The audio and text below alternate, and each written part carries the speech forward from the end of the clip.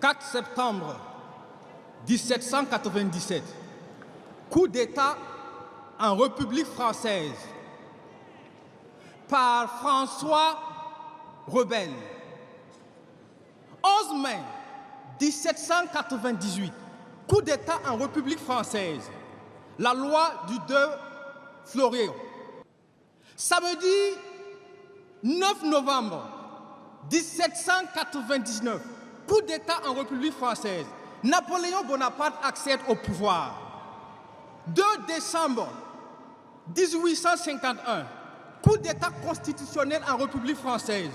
Napoléon Bonaparte se maintient au pouvoir à quelques mois avant la fin de son mandat, pendant que la constitution de la Deuxième République l'empêchait formellement. 13 mai 1958, coup d'État en République française. Le général de Gaulle revient au pouvoir. L'histoire ne ment pas.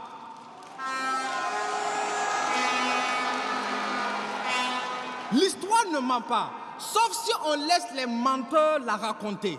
Avant même que le Burkina Faso n'accède à l'indépendance, la République française avait déjà connu 6 coups d'État.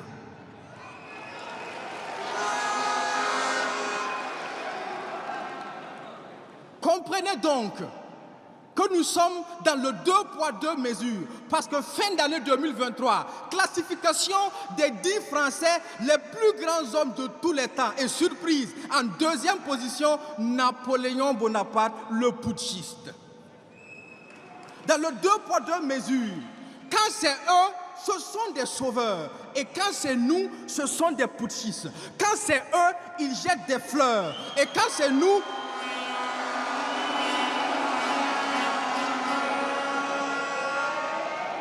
c'est nous, ils balancent des sanctions.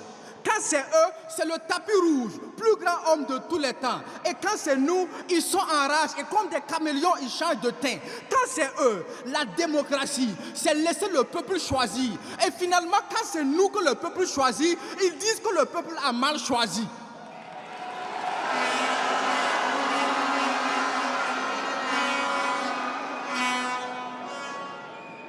La démocratie, c'est le libre choix, et la dictature, c'est quand on impose. Mais quand eux, ils nous imposent la démocratie, n'est-ce pas ça aussi la dictature?